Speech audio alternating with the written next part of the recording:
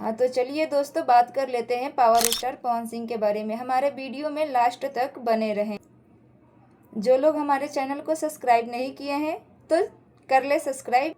हम भोजपुरी का हर अपडेट देते रहते हैं टाइम से।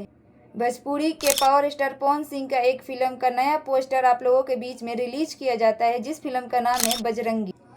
फिल्म के भोजपुरी कास्ट में नजर आएंगे पावर स्टार पवन सिंह और साथ में रितु सिंह भी नजर आएगी। ये फिल्म बहुत ही शानदार बनाई गई है। ये फिल्म आपको बहुत पसंद आएगी। फिल्म के डायरेक्टर है रजनीश मिश्रा।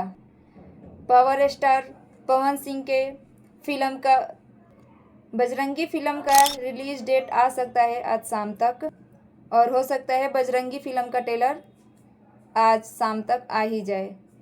इस फिल्म का जो भी अपडेट आएगा हम आपको इस चैनल के माध्यम से शाम तक ज़रूर बता देंगे। साथ में एक और ही पावर स्टार पवन सिंह का मूवी की शूटिंग चल रही है, जिस फिल्म का नाम है काला माटी। काला माटी फिल्म का निर्देशक है बद्री झा और इस मूवी की शूटिंग चल रही है जमशेदपुर में। और पावर स्टार पवन सिंह अभी जमशेदपुर में पहुंच गए हैं। पवन सिंह के बाकी फिल्मों का अपडेट बाद में दिया जाएगा, या अभी तक इतना ही अपडेट आया है जो कि हम आपको बता चुके।